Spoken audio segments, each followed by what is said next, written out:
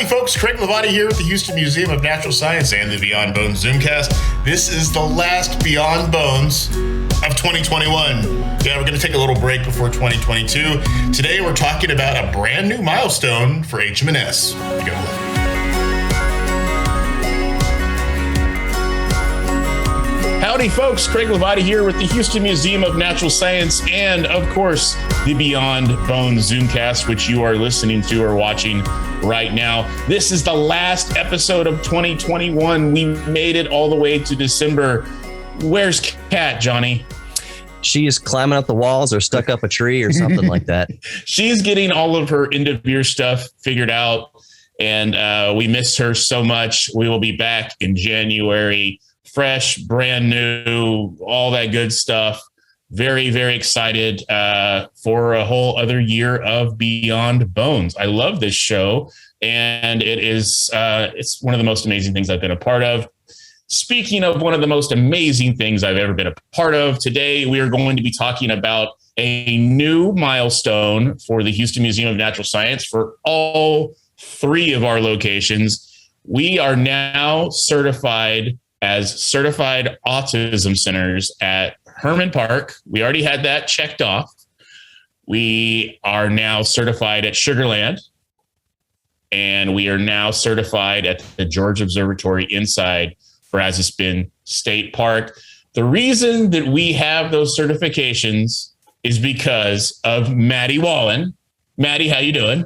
Hi, I'm doing fine. Thank you so much for logging in. You've been very busy, a lot of really cool personal stuff going on. Your last name changed. So this is the first time we've had you on as Maddie Wallen. So congratulations. Thank you. Got married in September. There you go. And Maddie is the Accessibility Programs Manager for HMNS, and that covers all of our locations. And we also have our second guest today is the president of the International Board. You have a long title, so that's why it's written down, Meredith. Sorry. Meredith Teakin is the president of the International Board of Credentialing and Continuing Education for Students. Welcome. Thank you. Thank you for coming on. So these are really cool milestones for the museum. These things, I know I'm speaking for myself, but I know I speak for everybody who wears a badge at the museum. I'm very proud of this. This is a really cool thing for us. And it's just, it's near and dear to my heart. I love that the work that Maddie does. And Meredith, you know that now. You were bragging on the museum earlier before we started recording. This sort of certification, there you go, this sort of certification. What, Maddie, Meredith, both of y'all, what does this certification mean for HMNS? I can start off. What it means for HMNS is that the majority of our staff, over 80%, at all three locations have been trained for autism awareness. And so we are better able to serve our patrons with autism and different cognitive differences. We did a staff survey after we went through the training. And so each individual staff member was able to give feedback, and the majority of responses were super positive, and everyone was so excited to be able to serve patrons better and better understand autism. And the training was put through by the IBCCES. And so Meredith has been a huge part, and her team has been a huge part in dealing with my incessant questions about it and helping us all get trained. So they do a really, really good work in helping organizations like ours get trained and better able to serve our visitors. And I know me and Johnny both, we went through the training, the online training. And I think I even put in there at the end that when you did the survey that I wanted to do some stuff in person too, that like I raised my hand that, you know, I'd love to be able to get more in training or more in-person training if possible. So here we go. Hopefully we get that coming up in 2022. So Meredith, tell me a little bit about what your organization does. Yeah, sure. So IBCCES is a credentialing board. So we focus on not just training, but certification for professionals who work with people who have autism or other disorders. So basically, through certification. It's not just a one-time thing. We provide a lot of other supports. Like Maddie mentioned, the museum went through training, but we also did an on-site review and provide other supports and recommendations for how to enhance the accessibility of the location. And then that does have to be renewed every couple of years. So updated training, updated supports. We're here through the lifetime of the program. Like Maddie said, we have to answer questions. We have conversations. If there's any new ideas, anything that comes up that needs to be handled or addressed, or, again, something new you want to start, we're here to support that. So we do that for a variety of industries. We started out in healthcare. A lot of healthcare and medical professionals don't have a lot of specific knowledge about autism, even though they might serve that population. And then we've just grown it over the years to education, corporate neurodiversity, and attractions, theme parks. Really, the entire goal with our organization is to make an impact on the lives of those that are coming in contact with those professionals. So the autistic folks themselves, their families, other neurodivergencies. And doing that through certification means that you're held to certain standards, and you have to continually do professional development and learning to stay certified. So that's kind of the structure that certification provides, and that's kind of what makes the program unique as well. What year, if I may step in real quick, Craig, what year, Meredith, did your organization become official or start taking form? So I believe this is our 21st year. So we've been around for quite a while, and we're always adapting and changing to the needs, but we were designed as an organization that could provide training and certifications to professionals all over the globe. We're based here in the U.S., we're based in Florida, but we have certificates in over 87 different countries. So we really wanted to create programs that could, like I said, fill those gaps, provide supports, provide knowledge to a variety of professionals that they could access on their own time or in their own space. If they're an educator, they don't have to get a substitute and take a whole day out of the classroom. They can do it in bits and pieces. Busy folks like yourselves at the museum can fit it into your day, into your schedule. So, and then we have different levels of training and position-specific programs, and then industry-specific things. And like I said, over the 20 plus years we've been around, that's, we continue to grow over time because there's so many needs. We're trying to meet them all, but we also want to make sure we're updating everything over time as well. So the reason I asked that real quick is my sister has special needs, and I've grown up in that whole community. And I'll just say in brief that now the last 20 years or so, compared to, even the mid 90s, early 90s, when my sister was going through school and everything like that, it is a miraculous difference in society and accessibility versus being around my sister and her friends and that whole beautiful group of people. But I always kind of felt like, I'm not a member of that community, but being around the member community, it always seemed like we were kind of closed off in this one area. Like, y'all stay over here. This is where you have what you need over here, very closed off. And now it's just a miracle through your work to see that, hey, that community you don't have to just go to someone's house because they have the specific things that person needs. And they can't leave this basically 100 square foot radius because the outside world doesn't have the accommodations for this person. So I am just beyond ecstatic and thrilled that the museum is a part of this process to allow people like my sister in that community to have access to all the wonderful things that we have. So thank you very much. Yeah, thank you. Yeah. And sorry, Meredith. It's okay. I mean, Maddie can speak to the museum. I know that her team had already done some work on accessibility, obviously, before we partnered up, but we want to build and grow on that. It is a journey, right? You can't do everything overnight. I'm sure Maddie can tell you there's a lot to be done. But I do think certainly we've seen over the last 20 years, the last few years especially, everything is snowballing, I think, because of technology, because of, different cultural norms and societal norms, people talking about it. There's still a lot of things to break down, a lot of stigmas, a lot of myths. But one thing that I always try to impress upon people is just the depth and the breadth of how many people this actually impacts. When you look at people with disabilities in general, I think the statistic is 1 in 4 people will have a disability or become disabled during their lifetime. So that's no small percentage of the population, certainly. And even just autism specifically, The numbers keep getting updated, but this is not a niche part of the population. And I think, like you said, in the past, it wasn't either, but it was sort of viewed that way or treated that way. And now we know that this impacts millions of people and their families, and everyone deserves to, in this case, have their day at the museum and be able to learn and have fun. But it's just, usually people, if you don't have a personal connection, they're just astounded at how many people are affected by this. 1 in 6 people have a sensory need or sensitivity.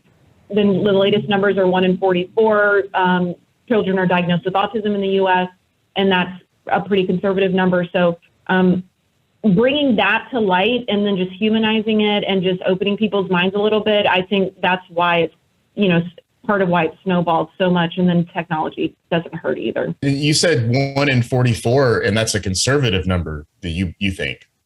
Yeah. Yeah. So the CDC does have test sites around the U.S. They track the diagnostic rates in those 11 sites. So they just released 1 in 54 is the number that was kind of the standard as far as the CDC shares. 1 in 44 is the number now, which is an average of those 11 sites. It does vary geographically. So some states have a higher prevalence as the CDC tracks than others. But we know that women and girls are still underdiagnosed and underrepresented. They don't get diagnosed typically, or if they do, they get diagnosed later in life. Seeing a lot of folks that are adults now getting diagnosed with autism and ADHD and other neurodivergencies in their 40s and 50s.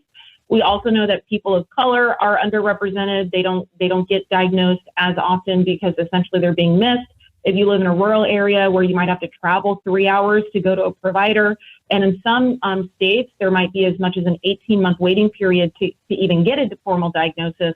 And that's assuming you have the socioeconomic ability to get that or the desire to pursue it. So 1 in 54 is kind of the official number, but we know that a lot of folks essentially are kind of flying under the radar or aren't getting access to those diagnostic services.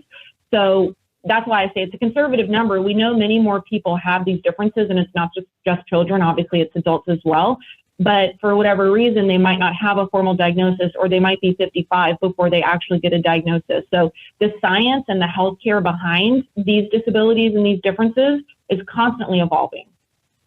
And that goes back to, it's funny, we always have like a show before we start recording, guys. This is a little background information, but sometimes we'll have the most amazing conversations before Johnny pushes record. And I brought up the concept that I think we're all geriatric millennials. And but it seems like the younger generations, younger parents now are more in tune with getting their kids tested. They're more in tune with understanding. Our generation seems to be way more evolved when it comes to these things than they were before. And it's not to say that the generations before us were bad. It was just that there was just not a lot of information, cultural differences. There were social norms that have changed. And now we're starting to see younger parents, or even younger than us, that are being more engaged with their children's care. Yeah, absolutely. And I mean, again, even when you look at the education system, over time, laws and federal funding and requirements have changed over the years too. So if you have a child that's in public school, they're able to access, different supports than they could have, 20 years ago. Education's different. The teachers that are, the folks that are going to school to become an educator, that's evolved. Again, there's still a lot of knowledge gaps that need to be filled. That's why IBCCES exists. But certainly, like you said, I think just the cultural and social norms of acceptance and diversity, that's kind of continued to progress, but also just the medical understanding of autism, the literal diagnostic requirements have changed over time as well. So all of these things are converging, along with, like we talked a little bit about the, social media and the internet, autistic self-advocates or self-advocates with a variety of disabilities and differences now more than ever before can share their own stories and their own voices or their own viewpoints.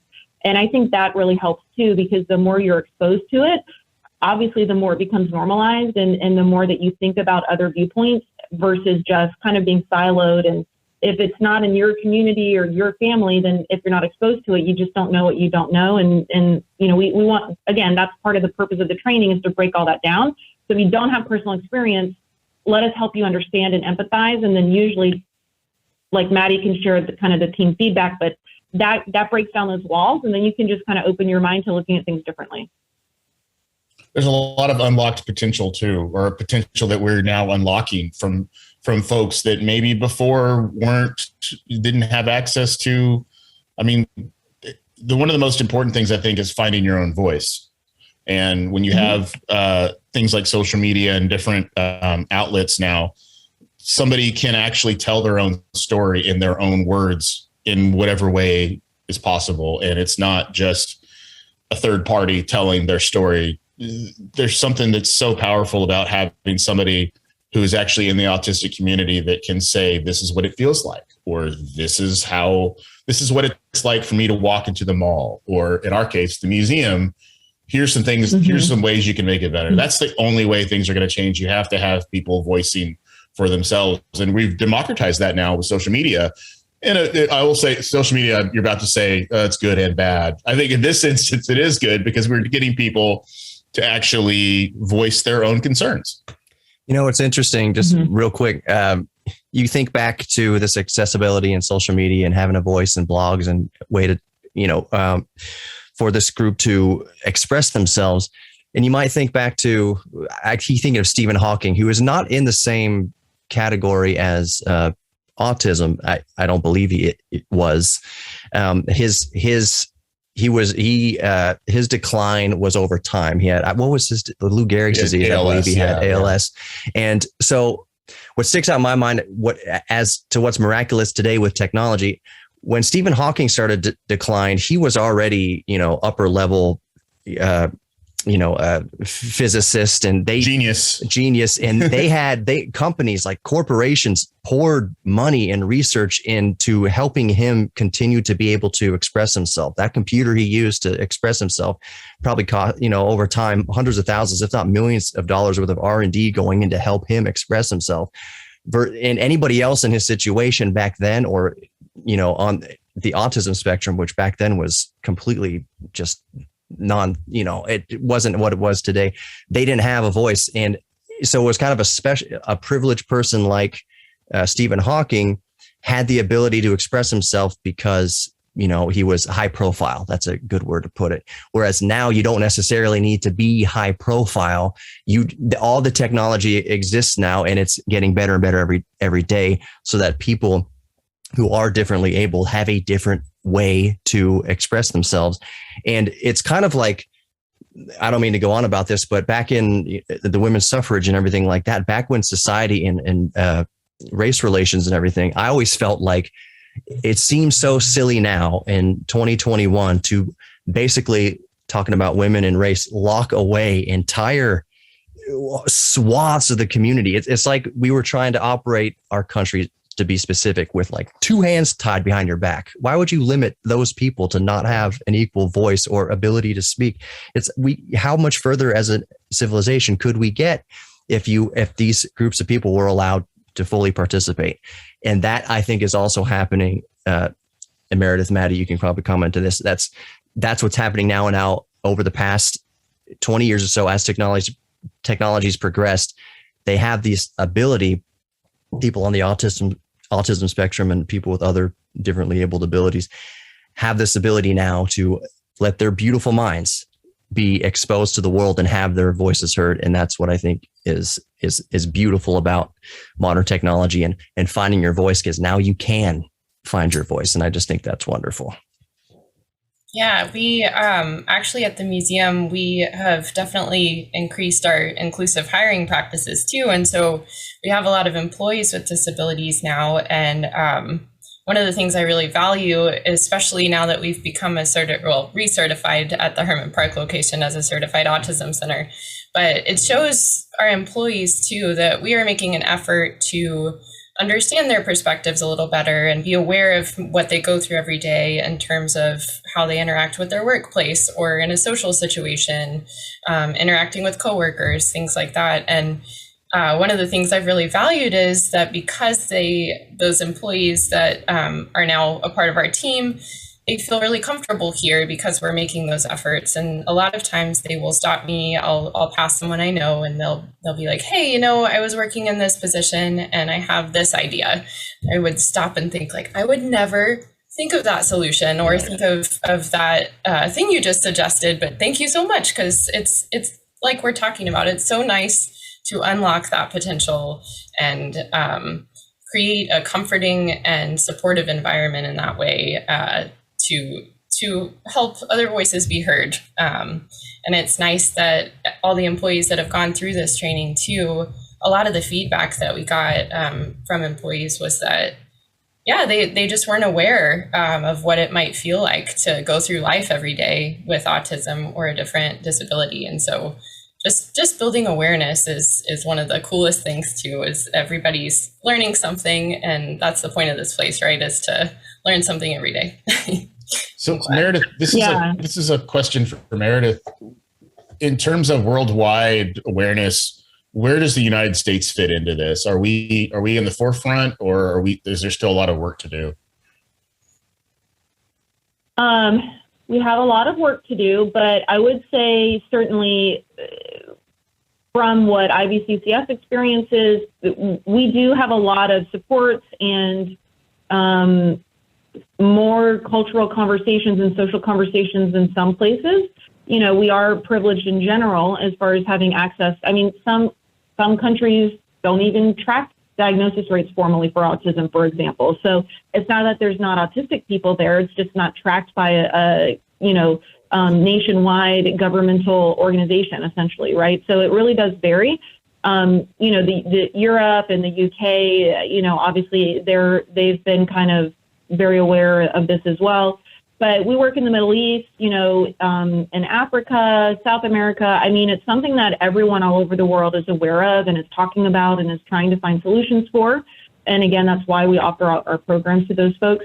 Asia, I mean, it's everywhere, but it really varies widely, not only by country or by nation, but also by the area you live in, right? If you live in the capital city of your nation, you might have access to a lot of resources that folks in rural areas don't, right? There might not even be a provider that you can get to. Do you have transportation? And again, that's not different than the U.S. The U.S. is similar, but we just, we do have a lot of supports and a lot of understanding that, other nations or other locations in the world don't. But it's certainly a worldwide need or concern. Everybody is aware that it exists. There's, I've spoken at conferences out of Nigeria, and we have partners in Hong Kong, and I mean, it's all over the place, but it really does vary depending on where you're at and what you have access to. Just like in the U.S., if you have money and you're in a place where you have lots of educational supports, lots of healthcare supports,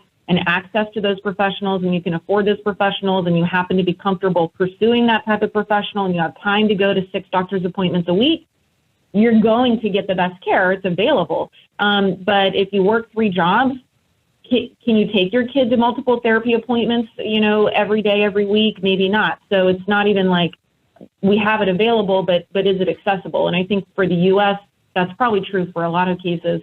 Again, we talked a little bit about just, income and employment for individuals with disabilities. Obviously, most folks are underemployed or unemployed, not because they couldn't be employed, but because companies have not either made that a focus or understood that this is a valuable resource, something that can contribute to the organization. And just a little bit back to kind of Johnny's point too, I think in a lot of cases, if you've never had to think differently, then you won't, because that's your perspective. You don't know that you have a blind spot in that area, or that you're unaware of those things, and you're not noticing those things. Once you're exposed to it, and we hear this a lot that go through our training, it's autism and sensory specific. But once your eyes are open to literally someone's point of view that's different than yours, you can stop making assumptions, and you can really just question things or treat folks as individuals and figure out what they need the most, because even with autism, there's a wide variety of needs and challenges and strengths. And, just with the verbal communication is not the only way to communicate, but for so long, because most people communicate verbally, then that is what we think of as being able to communicate. We always say, just because someone is nonverbal doesn't mean they can't communicate. They might use assistive tech, they might communicate differently. And that also doesn't mean that something's not happening up here. It's just that, you know, they can't verbalize it. But again, if you're someone who speaks, you just may not think about that. I was on a plane recently, and I don't know why they did this, but the safety video and the instructions for how to save your own life if the plane crashes, they did not have a video, because a lot of the planes now have a video with captions. They also did not do, I don't know why the flight attendants did not do the, you know, you put your own mask on and there's exits for here and here. And they didn't do that either. They just had an audio track playing. And I'm sitting there and I'm following along, and I travel a lot, so I know it backwards and forwards anyway. But what if you weren't? What if you had not traveled before? What if you didn't speak English? What if you can't hear the announcement? What if that's not how you process information? What if you literally just can't hear it? This is not accessible at all. This is not acceptable. This is a safety demonstration. But I would have never thought of that if I probably wasn't in this line of work, because it doesn't affect me personally. And I just think, again, that's the trap we fall into. If you're neurotypical or you don't have other needs, you just don't think about it. It's not bad intentions. You just don't think about it. And then once you have the understanding and awareness, now your mind's open to different opportunities. What's that you brought up a interesting, I've always been intrigued by, excuse me, the term neurotypical. What does that mean now in 2021?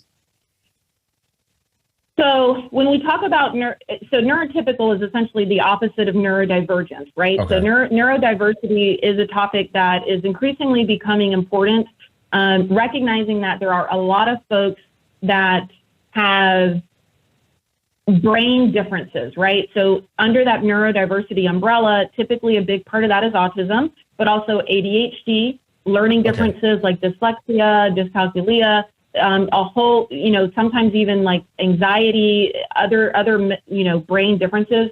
But the idea with neurodiversity is these cognitive differences, these differences in the way your brain functions have always existed, and they're not inherently negative. It's just different than typical, right? Okay. And what is typical and what is normal, right? But this is a way to talk about these differences, and not always just focusing on what are the gaps or the weaknesses, but also looking at this as a strength and treating folks as individuals, right? So you might have ADHD, which might cause you some challenges in school or challenges at work, but you can also, again, like Maddie was saying, think about things differently, tackle things differently, have different areas of interest.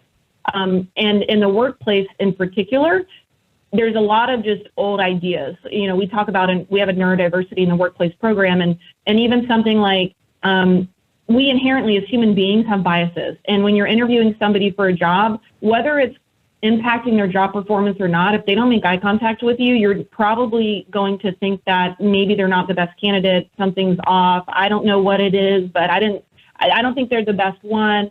There's all these ingrained social norms or old ideas of what we need to be successful.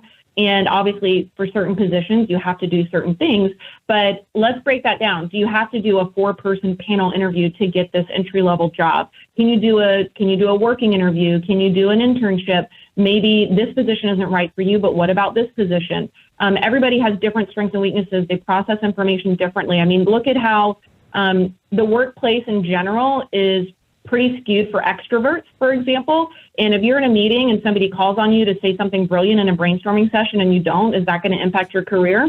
In some positions, yes, it will. But does that mean you're not intelligent and you can't contribute to the conversation? No, it means you probably need an hour to go back to your desk and write down your thoughts. So all of this is how we create more inclusive spaces and really just help everybody be more successful. That was a bit of a tangent, but did that answer your question? Yeah, no, I guess I've always just wondered, because we don't like to use the word normal, and and because it's I've always said that everybody is exceptional, obviously, you know, and no matter what, everybody's exceptional. Everybody has their something about them that is special. And so I've always been always puzzled, not puzzled's a bad word. I've always been intrigued by that word neurotypical, because the farther along we get, I don't know. It seems like everybody has a special power in a sense that, we all have different things. Like you brought up, that there's different perspectives and elements. I've heard from Maddie as well that, certain people on the spectrum are really great with numbers, like where I look at numbers and my eyes glaze over, but there's other people that will look at numbers and see patterns and see, new algorithms and new ways to work on things. So are we also, the umbrella seems like it's getting a little bit wider too, as we go along. Yeah, I mean, I would say when you're talking about a disability or something like autism and ADHD, those are medical diagnoses. So there are specific differences in the way that you engage, communicate, understand information, or the way that you process it that makes those folks different than other people. But at the end of the day, so again, like it's not that everybody, everybody's a little OCD. Everybody has, it's not that, but so neurodiversity in particular typically talks about a range of these differences, right, which are tied to medical diagnoses. However, we know that the diagnostic requirements change over time as our understanding of these disorders or differences change over time. We know that everybody doesn't have access to those. A lot of folks might even self-diagnose if they meet certain criteria. They self-diagnose, and all of that. But at the end of the day, to your point, we're all human beings, right? We all have different strengths and weaknesses. Everybody who's autistic isn't good with numbers. Everybody who's autistic isn't socially awkward. So there's a wide variety of, like I said, strengths, challenges, opportunities. And at the end of the day, to your point, we're all human beings. And that's kind of what we want to try to message as well, is we all have our preferences and differences. I identify as neurotypical. I don't have any formal diagnoses, but I do have sensory sensitivities. So certain things, impact me more than others and more than other people. And I'm aware of that. And I live my life in a way that addresses that. So that doesn't mean that I have autism or a sensory disorder, but I'm different than you, and you're different than Maddie, and Maddie's different than Johnny. So from that perspective, at the end of the day, we should all just accept that we're not all going to be the same, and that's okay. And how can we change our thinking patterns so that we can be as inclusive as possible? Like, again, some of the things that the museum's done, like the sensory guides that we create as part of our on-site review. That doesn't mean that this exhibit is good or bad, or for certain people, but not for certain people. It's just describing the experience to you, so you can make the judgment of how you want to have that journey or have that experience. And again, whether you have autism or a sensory disorder, or maybe you just don't want certain things, that's okay. And I think that's true inclusion, is providing options and flexibility for people and thinking different ways and breaking things down. And then everyone can have their own journey. And I think we're not there yet, but that's the goal of where we're going with inclusion and accessibility. Is it's not saying, well, we're going to hire this one person that's different because they're special and we need more different people. It's, we're going to be inclusive because we know that's going to benefit us as an organization, and we know that it's the right thing to do, but also it's going to make us stronger. So let's open this up and be a little bit more flexible with what we're wanting. Meredith, I've got a question for you. That's all. That was like 1,000 home runs right there. Right. Like bang, bang, bang, bang. Thank you for that. There's so many things entering. I love the blind spots and all that. Like, it's amazing. Speaking of that, Meredith, and then Maddie, I have a question for you after this. Meredith, what would you say to the person who maybe is digging their heels in, isn't checking their blind spots? I love that. I'm going to use that like all the time now. You don't know what's there until you check your blind spot. What would you say to I like what you said about the blind spot. It's that you check the blind spot, and then you're not making assumptions after you check your blind spot. You're asking questions after you check your blind spot. I love that. So what would you say to the person who may be digging their heels in or doubling down on, I don't want to check that blind spot, because I hear this all the time, people digging their heels in. I think what if we're over-diagnosing autism? What would you say to that? People tend to think, if you have any sort of thing, they're just going to throw you on the autism spectrum and and they dig their heels in. It's like they don't want to accept that autism is a real thing and that more people have it than they realize because they haven't checked their blind spot. So what would you say to that person digging their heels in, saying, I think we're over-diagnosing autism? well, so what? Yeah. What's the consequence? I mean, Exactly. I would ask them why that's a concern. I mean, obviously we don't want, bad science or whatever, but ultimately the consequence of all of this, I mean, medical diagnoses aside, ultimately the consequence of thinking about differences and thinking about things that we have in common and, working toward providing options. That's kind of what we focus on, is just being inclusive means just providing options and different pathways for people. What to this person, what is the downside of that? And really, if you ask them a series of questions, there really isn't a downside, because most of these things aren't horribly expensive. Yeah, they take some time and some resources, but you didn't have to tear down the whole building and redo it. I mean, that's not the goal. Is it a lot of that also, fear of the unknown? Sure, yeah, of course. Yeah. Or maybe an outdated view that there is this normal majority, maybe, right? I don't know. But at the end of the day, a lot of people benefit, not just folks that have that specific diagnosis, but we hear all the time, locations that we work with, attractions, organizations, it helps everybody. Doesn't every parent want to have options and understand what they're getting into before they come, and to be able to feel comfortable speaking to well-educated, trained, helpful, friendly staff? I mean, everybody benefits from that. So it's not, sometimes people might think, well, why are they getting special treatment? Which again, I don't really know where that comes from. I mean, I know where it comes from. It's a human desire to, in their mind, maybe it's unfair or something, but most of these things are available for everybody, right? Like, I mean, as far as the accommodations at the museum, obviously, if you have certain needs, you're going to maybe require certain accommodations. But at the end of the day, a lot of this stuff is helpful for everybody. And I think people also maybe just have never known that they've met someone with these differences. So to them, it's not real. But again, that's why we talk about the prevalence and the statistics, because I guarantee you, anyone you've ever met has met someone with autism or ADHD or another disability, whether they knew it or not. And that's what we tell companies too when we talk about workplace, neurodiversity. It's not some special hiring program to hire 3 people to work in the copy room or whatever that is. That's fine. Hiring programs are great, right? We want to encourage diversity and encourage a focus on that. But you already have people working for you that are probably either autistic, ADHD, some other neurodivergency. It's just that they don't have a neon light on their head saying, "Hi, I have a diagnosis." They may not have a diagnosis, or because they might be that percentage of millions of adults that never got diagnosed, or they might not just feel comfortable telling you. So if people don't feel comfortable telling you those things, you need to ask yourself why that is. And again, opening people's eyes to the idea that it's already real. It's already your friends, your neighbors, your coworkers, your mom, whoever. They already exist. This isn't something you have to do special. These folks are already in your world. You just may not know it. And a lot of people don't think of it that way. There's already an echo of that too, even with, it's a neighboring issue, but even mental health. There's a stigma with mental health, like if you're having a bad day, like it's very hard to raise your hand and say, I'm having a bad day. I need to step away for a minute. And it's not just, he's malingering.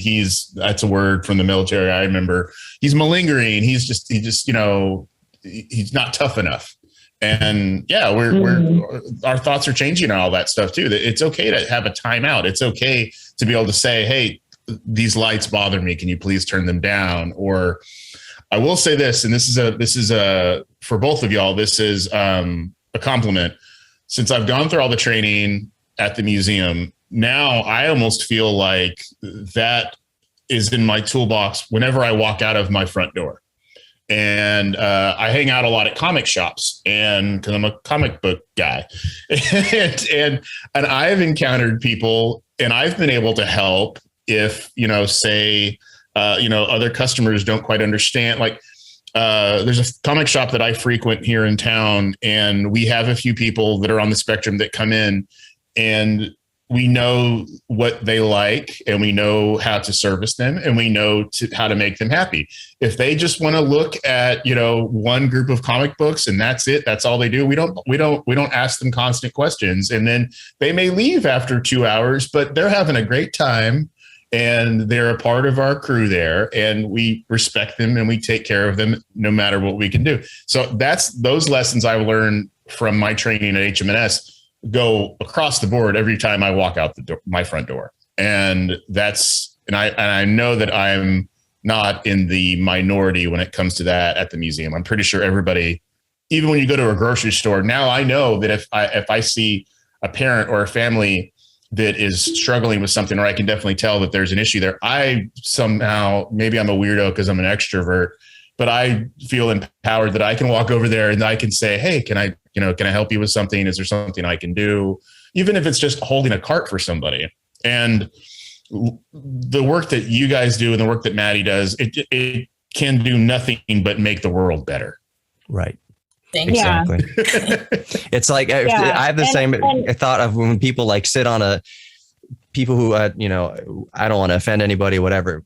No matter your thoughts on climate change, if you're sitting on a clean beach and like climate change isn't real, well, the effects of acknowledging it is that now you're sitting on a clean beach complaining about, like, it takes nothing to be aware of something. And yes. The end result is a better environment for everybody. I don't mean just, rain and snow environment, but a social environment dealing with autism and people on the spectrum. The end result is that it's better for absolutely everybody. Yeah. To that point, Maddie, what are some of the things that patrons can expect, not just patrons with children or friends on the spectrum, but, the Weiss Energy Hall is very, very sensory. What are some of the things which I love, how can others on the spectrum love it better, and how is the museum going to accommodate that? Sure. So yeah, that's a good question. The Weiss Energy Hall is very sensory environment, and we actually had a sensory friendly day this past Monday, and one of the attendees came up and talked to my coworker, Sahil, and she said, "Thank you so much for doing this. I've never been able to spend that much time in the Energy Hall." Make modifications, and it's quieter, and some of the lights are neutralized a bit. And so it's nice to hear that feedback. But on days where we don't have sensory friendly events, we always have our sensory friendly backpacks available. So if someone does get help by using ear defenders or sunglasses or holding fidgets, those are always available at the museum.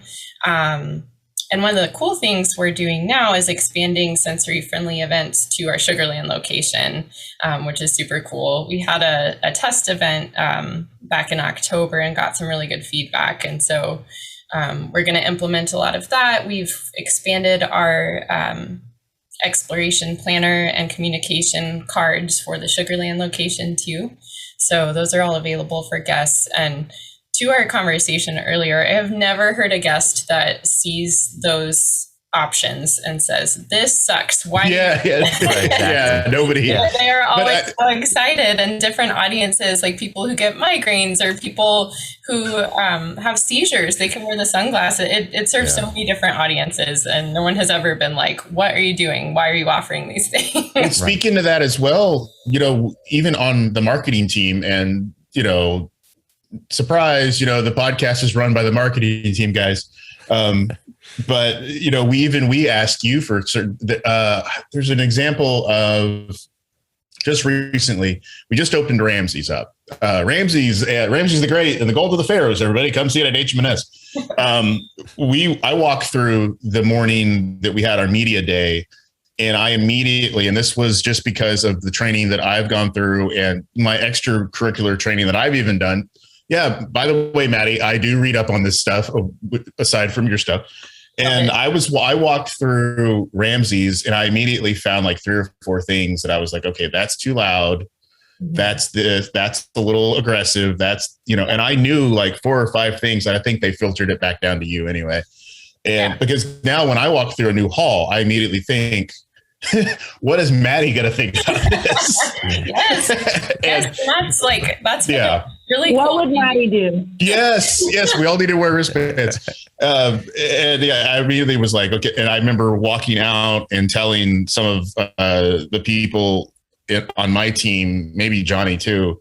I was like, yeah, we're going to need to get Maddie to look at this, or if it's just simple things, or even labels that need to be lower to the ground for people that use chairs. Yep. That kind of thing. And I'm now attuned to all that. And it's just made me a better person across the board. Even going back to my comic book store example, it makes things just immensely better. What are some other, you were saying something too, not too long ago about the museum that I know that, if we've made these accommodations, and not even really accommodations makes it sound like it doesn't help everybody. You know what I mean? Like it makes it sound like it's some sort of otherness. And that's another key component to this. And I'm sure that both of you guys will agree, all three of y'all. You don't want to make people feel like there's an otherness, that this is not for you. It's for everybody. It's rising tides, all that good stuff. Yeah. And one of the interesting things in talking about exhibits and evaluations and all of that, because of all of this training we've gone through, our exhibits team has been really awesome with noticing those things too. And we are building a lot of new halls and updating halls. And so in our Egypt hall, there's one little button you can press for sensory lighting and modifications, which is super cool because like we were talking about the energy hall, sometimes it takes a while to make those adjustments in there because it maybe was a blind spot for us at the time. And so now with the Egypt hall, our exhibits team is definitely aware of the different sensory needs of our guests and our employees. And so that's an option now to just touch a button and have those adjustments happen. Here's the thing I just thought of too. So we learned through, trial and error with the Weiss Hall that some things are too aggressive, right? For some people. Mm-hmm. Is there a point where is there people on the spectrum, and please forgive me if I'm stuttering over this, that like the extra aggression? Like they're like, yes, more loud noises, more, because I've noticed that, like, especially in the Weiss Hall, we have their thing that explodes or something that does that. That's scaring me to death. But to me, like when I was a little boy, like that's like, no, make it louder. I want to. Does that exist? Yes, obviously it does. So we've been talking about autism this whole time. It's definitely a spectrum. And so there are lots of people who love sensory input and others who really don't. And so, and some like sensory input for certain things like light or sound, but not the other. And so, that's why on sensory friendly days, we try to make it neutral. So if you seek out certain things, you can do that in different ways. But this isn't a one size fits all operation. No, not at all. I've done other trainings with staff too. I did a training with our Sugarland staff pretty recently, and basically the summary of the training was everybody's different. Treat them as humans. Treat them with kindness. I wish the whole world, you should scream that to the entire world. That would help out immensely. I know. Yeah. So that's basically it. Everyone's different. But that is a good point. Yeah. Some people really prefer the input. And Meredith, I think you were going to speak to that a bit. I saw you. Yeah. It's just exactly what you were saying, Maddie. So some folks are sensory seeking, some folks are sensory sensitive, or some combination. Or maybe it's not that loud noise, but that's the 100th loud noise in a row that they've heard. And then that's kind of what tips them over the edge. Or maybe they're not sensitive to sounds, but they're sensitive to other things. Or maybe they're okay with something that they control or that they expect. However, if you surprise them, that can be overwhelming. So, it really is just such a multitude of factors. And again, like Maddie said, that's why, so I would say a low sensory day or a sensory friendly day, but you can make it a low sensory day, and a lot of people are very helped by that. In some cases, like if you hear about more inclusive theater performances, it has less to do with the theater performance of the actors, and it more to do with letting people know if you stim or you verbalize or if you don't want to sit in the chair, you want to sit on the floor, if you do better if you're walking up and down the aisles, that's okay. And this is a welcoming space to do that. So there's inclusivity with the expectations of the participant or the attendee as well, where most places you go to a theater performance, a play or something, you're going to get shushed out of the building. But those inclusive performances, they're not just a sensory aspect dialed down, but you're just welcome to come as you are. And I think, again, like that goes back to the whole idea of everybody's different. Everybody's a human being. We always say, again, even with language, some folks prefer person first language. Some folks want identity first, some other combination or terminology. It varies where you're from in the world, what's used. And all of that is an individual preference, and it's okay to just ask them, do you need help with this? Do you want this? Do you prefer this? What do you like?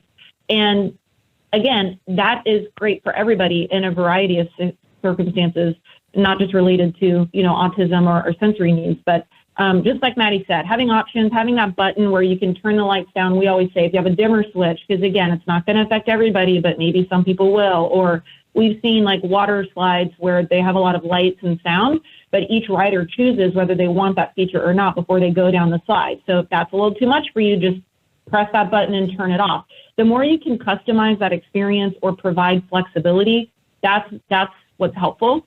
And I was thinking of being an elder millennial. I was on Instagram and I saw this cartoon, meme, whatever it is, but the gist of it was a group of kids trying to get into a building, and there was a ramp and there was a set of stairs, and the ramp was like blocked off, like it was not available.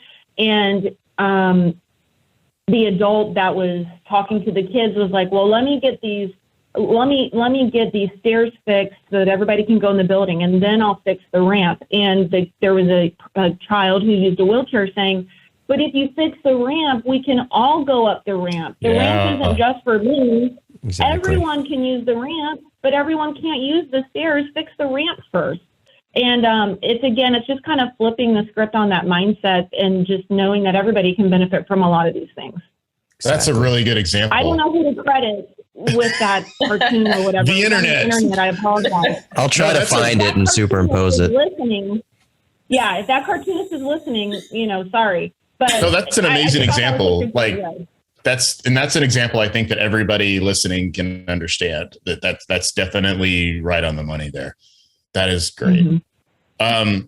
Guys, we have reached the end of our time. I have a little old dog I need to take outside. Meredith, thank you so much for logging in with us today. You've yet again expanded my mind with Maddie. Maddie, you've expanded my mind yet again. Johnny, thank you for pinch hitting in here for Kat. Kat really missed a really amazing show. Maddie, is there anything that we can share with patrons about your work? Anything that they can look forward to? Yeah. Well, I guess we're announcing this exciting Certified Autism Center announcement soon. I just always like to remind people, if you have any sort of suggestion that, like we've all spoke to, we maybe don't necessarily have a disability or a difference in that way. So if you are visiting the museum and you think of something that is a blind spot for us, please reach out. Let us know. We always like to do better. And also, I like to mention that there's an accommodation request form online too. So if you are planning to come to the museum, let us know what we can do to do better. Yes. Yeah. You have to let us know. I mean, we try our hardest to think ahead, to think, 5 steps ahead of everybody, but we need to get your input too. So, for sure. That sort of thing, it helps everybody out. And please give us your input. You can direct message us. You can, scream it from the rooftops. Come to the museum and ask for Maddie. And Kingston cards too. Yeah, there we go. just let us know. Check. What we can do. Let us know what we can do for y'all. There we Absolutely. go. That's the most Texan way I can say that. And check the links in the podcast description. Yes. It'll all be there. All right. Thank you, everybody. And we'll see you guys in 2022. Happy holidays.